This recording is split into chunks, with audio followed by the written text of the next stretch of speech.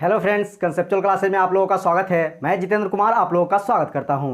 दोस्तों, आज हम लोग आंग्ल सिख युद्ध के बारे में पढ़ेंगे और देखेंगे किस तरह से अंग्रेजों और सिखों के बीच युद्ध जो है लड़ा जाता है। इसके पहले दोस्तों हम लोगों ने सिख धर्म तथा सिख गुरु जो हुए 10 गुरु हुए जो सिख के, उनके बारे में इसके पहले वाले वीडियो में हम लोग पढ़ लिया है। तो अगर आप उस वीडियो को अभी तक नहीं देखे हैं तो डिस्क्रिप्शन में आप लोगों को लिंक मिल जाएगा, वहां से जाकर के आप उस वीडियो को देख सकते हैं। तो इस प्रकार से जो है सिख का वहां से अंतिम गुरु जो रहते हैं 10वां गुरु, वह वहां से समाप्त हो जाते हैं और वहीं से गुरु गोविंद सिंह के द्वारा ही, चूंकि सिख के गुरुओं का पद जो है उसे समाप्त कर दिया गया था, इसीलिए सिख के अगले गुरु के रूप में कोई नहीं बनते हैं और गुरु गोविंद सिंह के ही एक बहुत ही प्रिय शिष्य रहते हैं जिनका कि नाम रहता है बंदा बहादुर। और बंदा बहादुर जो है आगे चल करके एक सिख धर्म के संरक्षक के रूप में एक सैनिक जो है उभर कर आते हैं।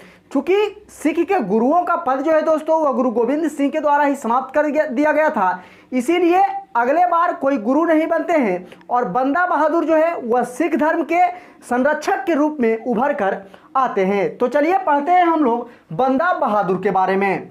बंदा बहादुर का जो शासनकाल का पीरियड देखा गया है वह 1708 ईस्वी से 1716 ईस्वी तक सिखों के धर्मों का जो है संरक्षक करते रहते हैं। और कहा जाता है कि यहाँ से सिख धर्म का राजनैतिक जो विचार रहता है वह शुरू हो जाता है। धार्मिक के साथ साथ राजनैतिक क्षेत्रों में भी यह सब रुचि लेना शुरू कर देते हैं। तो आइए बंदा बहादुर के बारे में कुछ पहले हम लोग प्रारंभिक जानकारी प्राप्त कर लेते हैं।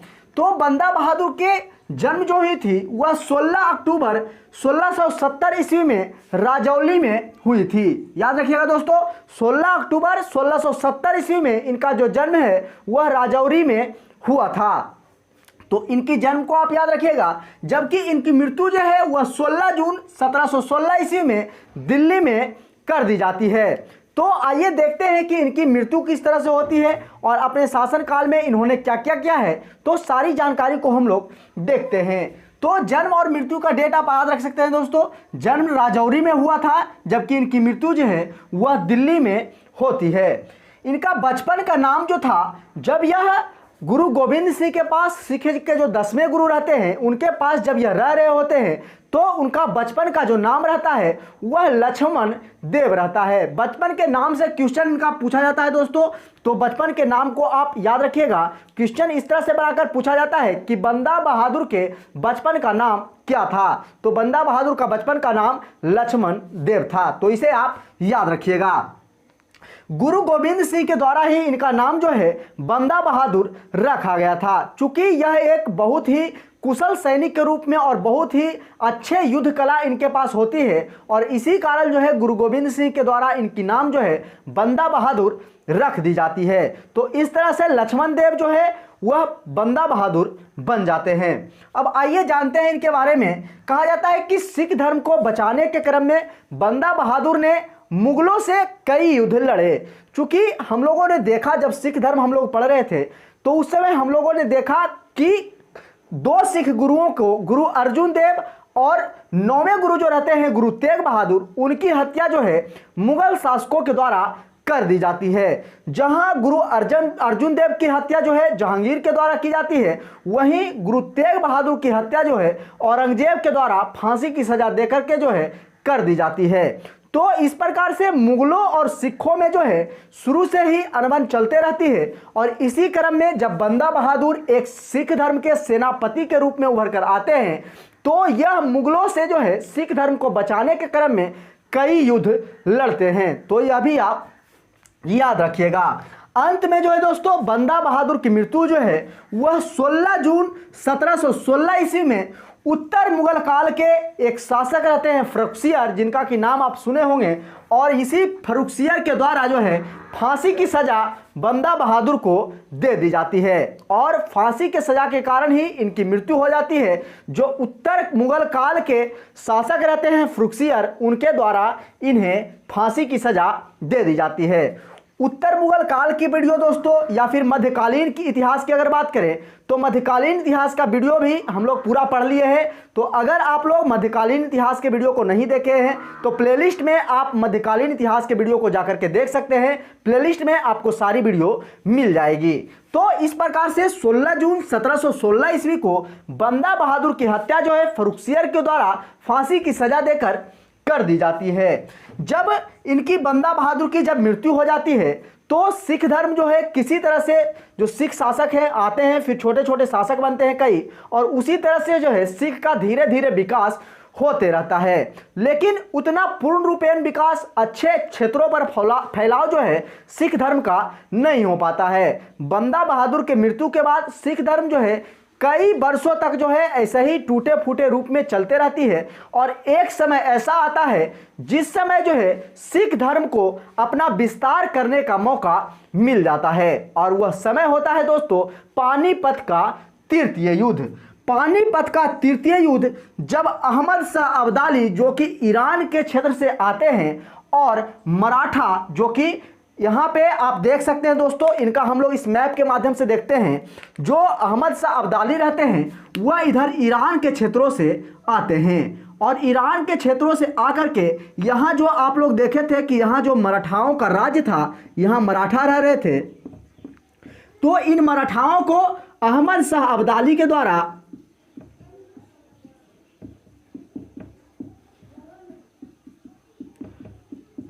अहमद शाह अब्दाली के दोस्तों द्वारा यह अहमद शाह अब्दाली आते हैं और पानीपत का तृतीय युद्ध जो है मराठाओं से इनके द्वारा 1761 ईस्वी में लड़ा जाता है। और अहमद शाह अब्दाली मराठाओं को बुरी तरह पानीपत के तृतीय युद्ध में पराजित कर देते हैं।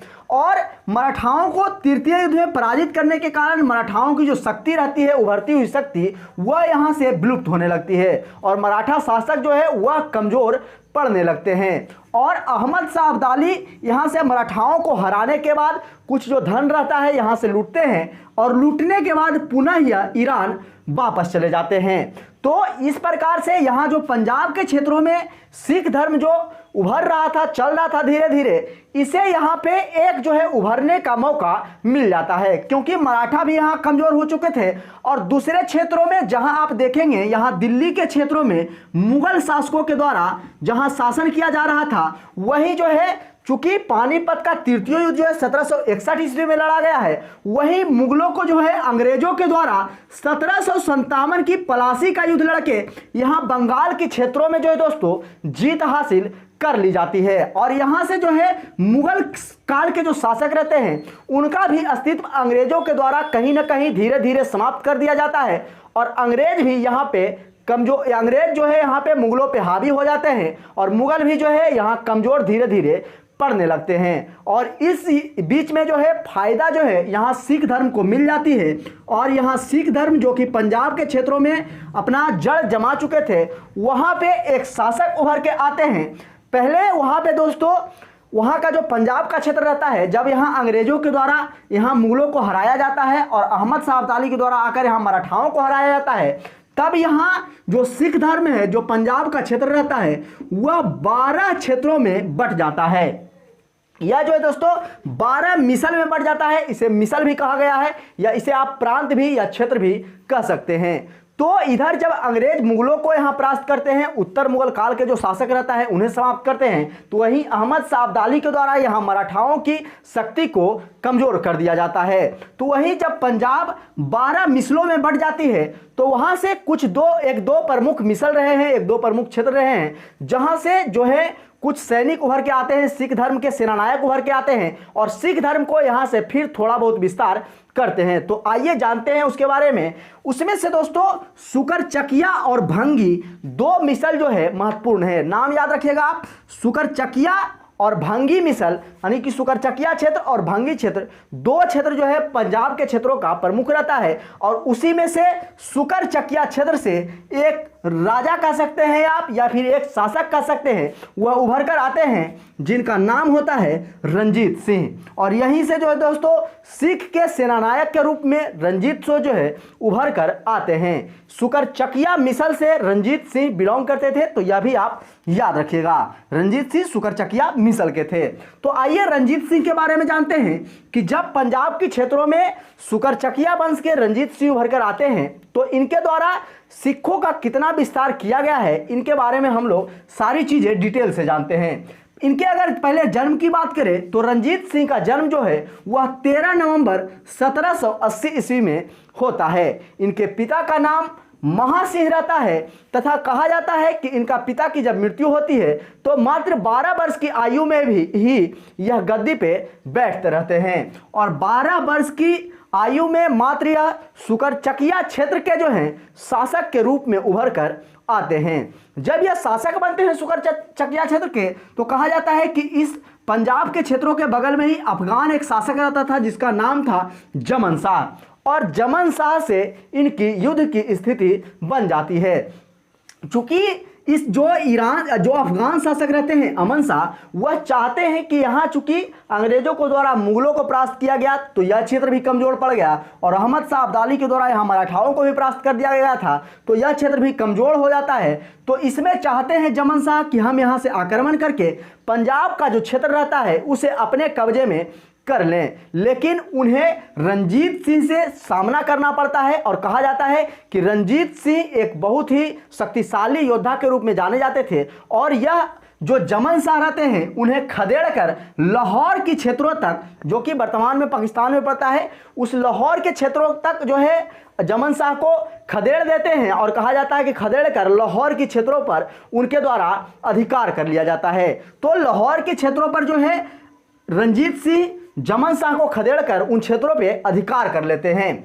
और कहा जाता है कि रंजीत सिंह के द्वारा 2 प्रमुख राजधानी बनाई गई थी। तो यहां से राजधानी से भी क्वेश्चन पूछे जाते हैं कि रंजीत सिंह के द्वारा कौन कौन सी 2 राजधानियां बनाई गई थी।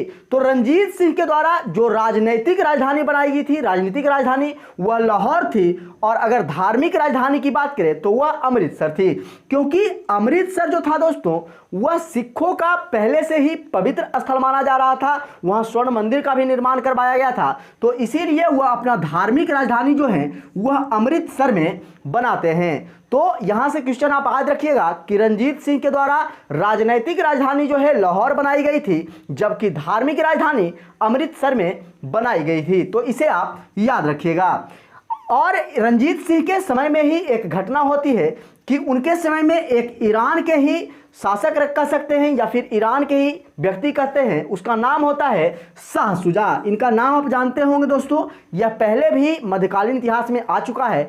तो शाह शुजा जो है वह ईरान के क्षेत्रों से भागे भागे वह रंजीत सिंह के पास आते हैं, और रंजीत सिंह के द्वारा जो है शाह शुजा को संरक्षण प्रदान किया जाता है। और कहा जाता है कि जब इनके संरक्षण में रह रहे होते हैं शाह शुजा, तो शाह शुजा के द्वारा ही इनके यहाँ संरक्षण में रहने के बदले कोहिनूर हीरा दिया गया था। तो यह आप याद रखिएगा दोस्तों, यह भी क्वेश्चन पूछा जाता है कि रंजीत सिंह को कोहिनूर हीरा किसने दिया। तो रंजीत सिंह को कोहिनूर हीरा जो है वह शाह शुजा के द्वारा दी गई थी। तो शाह शुजा जो है कोहिनूर हीरा जो है आकर के रंजीत सिंह को देते हैं। कोहिनूर हीरा का आप लोग इतिहास देखे हैं दोस्तों, यह किस तरह से हैदराबाद के गोलकुंडा के खां से निकलता है और फिर मुगलों के पास जाता है। मुगलों के पास से फिर धीरे धीरे ईरान के क्षेत्रों में उन्हें लेकर के जाया जाता है। ईरान के क्षेत्रों से फिर जो है शाह शुजा के द्वारा रंजीत सिंह को आकर के दे दिया जाता है। और फिर रंजीत सिंह, जब रंजीत सिंह के पास कोहिनूर हीरा रह रहा होता है तो आंग्ल सिख युद्ध लड़ा जाता है अंग्रेजों और सिखों के बीच में। और कहा जाता है रंजीत सिंह के जो वंशज बचे हुए रहते हैं उन्हीं के पास ये कोहिनूर हीरा रहता है। और जब अंग्रेज आंग्ल सिख युद्ध में इन्हें हरा देते हैं तो वह कोहिनूर हीरा अंग्रेजों के पास चला जाता है, और फिर अंग्रेज उसे ब्रिटेन की महारानी के पास भेज देती है। तो ब्रिटेन की महारानी कुछ दिनों तक उसे अपने मुकुट में जो है लगाकर रखती है। और अभी कहा जाता है कि वर्तमान में जो कोहिनूर हीरा है वह ब्रिटेन के म्यूजियम में सुरक्षित रखा हुआ है। तो इस तरह से कोहिनूर हीरा का पूरा इतिहास रहा है। तो चलिए आइए जानते हैं दोस्तों, जब रंजीत सिंह शासन कर रहे होते हैं तो अंग्रेज जब मुगलों को हराकर इस क्षेत्रों को जीत लेते हैं तो वह चाहते हैं कि अन्य क्षेत्रों में भी अपना विकास करें, क्योंकि वह यहाँ मुगलों को भी हरा देते हैं और आते आते यहाँ पे मराठाओं को भी हरा करके तथा बक्सर का युद्ध लड़के और लगभग करीब 75% क्षेत्रों पे भारत का जो है वह अंग्रेजों का अधिकार हो जाता है। तो पंजाब के क्षेत्रों में जहां सिख उभर कर आते हैं रंजीत सिंह, वहीं अंग्रेज चाहते हैं कि इस क्षेत्र पर भी अधिकार जमाया जाए। और जब यहां अंग्रेज भी अपना अधिकार जमाने जाते हैं तो कहा जाता है कि रंजीत सिंह से युद्ध लड़ने के बजाय एक संधि की जाती है, जिस संधि को अमृतसर की संधि के नाम से जाना जाता है। और अमृतसर की संधि जो है दोस्तों वह 1809 ईस्वी में चार्ल्स मेटकॉफ और रंजीत सिंह के बीच में हुई थी। तो यहां से भी कभी कभी क्वेश्चन पूछ दिया जाता है, तो आप इसे याद रखिएगा कि अमृतसर की संधि जो है वह 1809 ईस्वी में अंग्रेजी शासक जो चार्ल्स मेटकॉफ रहते हैं और रंजीत सिंह उन दोनों के बीच में होती है। तो इसे भी आप याद रखिएगा। फिर 1839 में रंजीत सिंह की मृत्यु हो जाती है। 1809 में अमृतसर की संधि करते हैं और फिर कुछ दिनों तक सही तरीके से यहाँ शासन करते रहते हैं और फिर 1839 ईस्वी में रंजीत सिंह की मृत्यु हो जाती है। और रंजीत सिंह के मृत्यु के बाद जो है फिर उनका पुत्र आता है। तो धीरे धीरे यहाँ से सिख वंश जो रहता है, सिख का जो राजनीतिक क्षेत्र रहता है वह धीरे धीरे से टूटने लगता है। और इसी प्रकार से टूटने के साथ साथ एक शासक उभर कर आते हैं इनके दिलीप सिंह, जो कि एक नाबालिग शासक रहते हैं, बहुत ही कम उम्र के शासक रहते हैं। और दिलीप सिंह को जो है इस क्षेत्र का शासक बना दिया जाता है। और दिलीप सिंह की जो मदद करती है वह उनकी मां करती है, जो कि महारानी जिंदल रहती है। तो महारानी जिंदल की सहयोग से जो है दिलीप सिंह पंजाब के क्षेत्रों पर शासन करना शुरू कर देते हैं। और जब यह शासन कर रहे होते हैं तब आते हैं अंग्रेजों के जो अंग्रेजी क्षेत्र के गवर्नर जनरल रहते हैं लॉर्ड डलहौजी। तो लॉर्ड डलहौजी को आप जानते होंगे दोस्तों, और यही लॉर्ड डलहौजी के द्वारा हड़प नीति लाई गई थी, जो कि हड़प नीति को आप लोग डिक्ट्रॉनी ऑफ लैप्स के नाम से भी जानते हैं, जो कि लॉर्ड डलहौजी के द्वारा 1848 ईस्वी से 1856 ईस्वी तक चलाया गया था। डेट आप याद रख सकते हैं, 1848 ईस्वी से 1856 ईस्वी तक हड़प नीति जो है वह लॉर्ड डलहौजी के द्वारा चलाया जाता है। और इस हड़प नीति में कहा जाता था कि लॉर्ड डलहौजी के द्वारा जो है वह जिस राजा का वंशज नहीं होता था उसके जमीन को हड़प लिया जाता था लॉर्ड डलहौजी के द्वारा। तो इस प्रकार से हड़प नीति जो है लॉर्ड डलहौजी के द्वारा लाया गया था। तो जिस समय दिलीप सिंह शासन कर रहे होते हैं, लॉर्ड डलहौजी यहाँ आते हैं और इसी क्रम में वो चाहते हैं कि चूंकि कमजोर शासक रहते हैं दिलीप सिंह, तो चाहते हैं कि उनके क्षेत्रों पे भी अधिकार कर लिया जाए। और इसी बीच में देखने को मिलता है प्रथम आंग्ल सिख युद्ध। आंग्ल का मतलब यहाँ अंग्रेज होता है दोस्तों, और सिख का मतलब सिख होता है। तो अंग्रेजों और सिखों के बीच में जो युद्ध हुआ था उसे प्रथम आंग्ल सिख युद्ध के नाम से जाना जाता है। और प्रथम आंग्ल सिख युद्ध जो है दोस्तों वह 1845-46 के बीच में लड़ा जाता है। और इस युद्ध के लड़ने के बाद कहा जाता है कि जब यह युद्ध खत्म होती है तो फिर एक संधि कर ली जाती है, उस क्षेत्र को फिर सिखों के शासकों को ही लौटा दिया जाता है और उस क्षेत्र पे जो है संधि कर ली जाती है। और वो संधि जो है दोस्तों, ये संधि से क्वेश्चन पूछा जाता है, तो संधि को आप याद रखिएगा कि प्रथम आंग्ल सिख युद्ध के बाद कौन कौन सी संधि हुई थी। तो एक लाहौर की संधि हुई थी और एक भैरोवाल की संधि हुई थी। तो प्रथम आंग्ल सिख के युद्ध के बाद भैरोवाल की संधि और लाहौर की संधि, दो संधियां देखने को मिलती है। तो लाहौर की संधि पहले होती है और भैरोवाल की संधि बाद में होती है, लेकिन दोनों संधि जो है 1846 ईस्वी में होती है। इसे आप याद रखिएगा कि दोनों संधि का डेट जो है एक ही है, 1846 ईस्वी में ही दोनों संधि देखने को मिलता है। तो प्रथम आंग्ल सिख के युद्ध के बाद जो है लाहौर की संधि और भैरोवाल की संधि देखने को मिलता है। उसके बाद जब फिर कुछ दिनों के बाद शासन कर रहे होते हैं सिख के यहाँ पे राजनीतिक क्षेत्रों में, तो फिर अंग्रेजों के द्वारा एक और युद्ध लड़ा जाता है और जिसे कि द्वितीय आंग्ल सिख युद्ध के नाम से जाना जाता है। तो द्वितीय आंग्ल सिख युद्ध जो है वह 1848 से 49 के बीच में लड़ा जाता है। 46 में संधि होती है और 47 एक साल बीच में छोड़ करके फिर अगले साल 48 और 49 के बीच में द्वितीय आंग्ल सिख युद्ध जो है अंग्रेजों के द्वारा लड़ लिया जाता है। और कहा जाता है कि इस युद्ध में जब लड़ा जाता है इनके द्वारा, तो इस युद्ध को पूरी तरह से अंग्रेज जीत चुके होते हैं, क्योंकि प्रथम आंग्ल सिख युद्ध में ही सिख के जो वंशज रहते हैं वो कमजोर हो जाते हैं। और कहा जाता है कि यहाँ के शासक जो दिलीप सिंह रहते हैं उनके द्वितीय आंग्ल सिख युद्ध लड़ने के बाद अंग्रेजों के द्वारा उन्हें 50,000 की वेतन देने की बात कही जाती है और उन्हें ब्रिटेन पढ़ने के लिए भेज दिया जाता है। तो इस प्रकार से द्वितीय आंग्ल सिख युद्ध के बाद जो है 5,000 रुपये की पेंशन की बात कह करके उन्हें पढ़ने के लिए ब्रिटेन भेज दिया जाता है। तो इसे भी आप याद रखिएगा कि द्वितीय आंग्ल सिख युद्ध का जो डेट था वो 1848 से 49 था और इस युद्ध के बाद दिलीप सिंह को ब्रिटेन भेज दिया जाता है और ये पंजाब का जो क्षेत्र भी रहता है वह अंग्रेजों के द्वारा अपने क्षेत्र में मिला लिया जाता है। तो इस प्रकार से जो है दोस्तों लगभग पूरे भारत के क्षेत्रों पर अंग्रेजों का जो है अधिकार हो जाता है। तो हमने देखा दोस्तों किस तरह से यहाँ जो है सिख गुरुओं के मृत्यु के बाद सिख के कुछ सेनानायक उभर करके आते हैं और किस तरह से अंग्रेजों के द्वारा उनके साथ आंग्ल सिख युद्ध लड़ा जाता है। तो आशा करते हैं दोस्तों आप लोगों को सारी चीज़ें समझ में आई होगी। अगर सारी चीज़ें समझ में आई है तो प्लीज़ वीडियो को लाइक करें, चैनल को सब्सक्राइब करें तथा ज़्यादा से ज़्यादा दोस्तों के पास शेयर करें। तो चलिए दोस्तों आज के लिए इतना ही, फिर मिलते हैं अगले वीडियो में। जय हिंद।